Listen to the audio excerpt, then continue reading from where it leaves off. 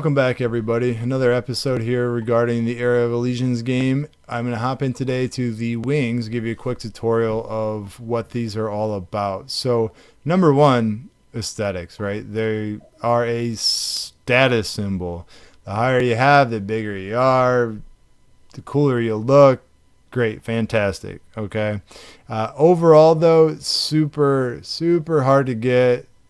Grind it out. As you can see, I've only increased mine 130 out of 600 times. To be honest, that's over months and months and months. So they do help quite a bit. Sorry, I won't get into that yet. They do help quite a bit here with your BR and your hit points, as well as critical and other magnificent hints, just a different type of critical hit. But just very hard to get. So wing souls will boost the actual attributes of the wings, but as you can see, I've gotten 10 total, and I've spent a decent amount of money on this game and played for quite some time. So it's not something you're going to see a lot of, especially for free. But one of those things that's an extra bonus if you're trying to spend money to acquire things that we'll get onto the later strategy, but not something I would spend money on specifically for. But with that being said, let's kind of hop into the actual crafting of the wings. So there are levels of feathers. Feathers are needed to craft wings. First generation crafts first, second, so on and so forth. The first and second generation wings are random. So you could be a mage and craft warrior wings or archer wings. That's the struggle part for the beginning, right? You get excited, you finally got your first feather. You go to craft some permanent wings and you get an archer wings if you're a mage, right? Don't get discouraged. You will find basic feathers or level 1 feathers more frequently than you think. Just keep playing and you'll wake up one day and find one through your automation. First generation, with that being said, or any generation, you see the success rate gratefully drop as you go on, right? They recently introduced 6th generation wings, which personally I have 4th and took a long time to get 4th, including some money. So the fact that there's now 6th and I was close to, I have no resources for 5th. So the fact that I was 1 step away and now I'm 2 is very discouraging, guys. And we talked about this in the surveys. GT Arcade, but it is what it is. So moving forward to the crafting itself, you will have to place and for first, all you need is a feather, you get a wing. Second, and going forward, you will need to add a wing prior. So I will need to add a first generation wing plus a second generation feather to craft a second generation wing.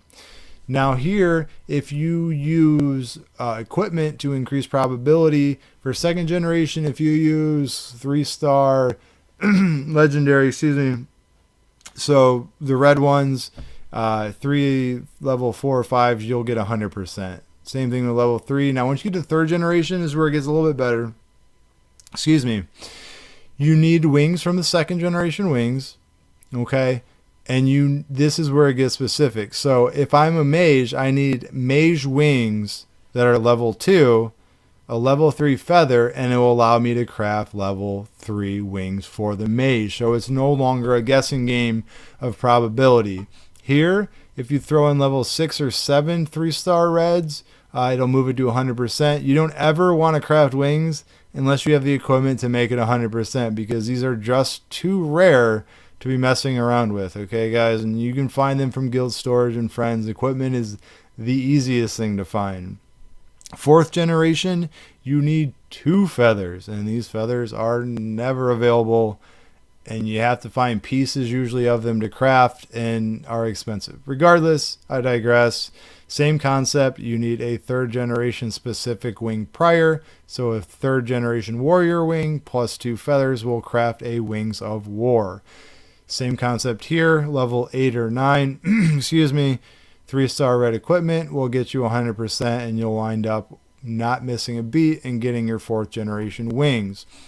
5th generation gets a little more crafty, of course. And not only do you need feathers, but you also need the catalysts. So now you need 4 pieces of item that are beyond extremely rare, a 4th generation wing, and then some high-end equipment to boost it. 6th, same thing, just even more rare pieces of equipment.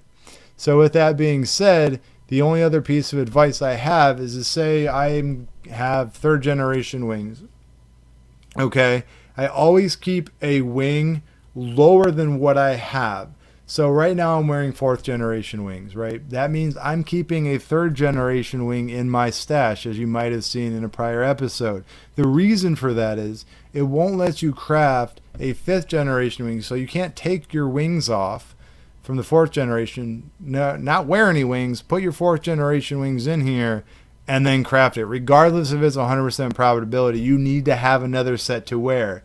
So if I was going to eventually go to craft level 5 wings, I'm going to put my level 3 wings on, put my level 4 wings in the add wing slot, put the resources in, equipment in, and then cast and craft my level 5 wings. So you got to kind of backfill your stock of wings to increase your wing level going forward. So keep that in mind as you're gathering feathers and crafting wings.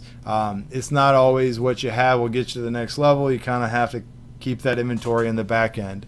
But with that being said, definitely cool aesthetically, definitely hard to get. Keep your head up. They are cool, but not the overall end game for your overall BR. So thanks for watching. Comment below if you have any questions or concerns or like me to dive into a different topic, and I'll see you in the next episode.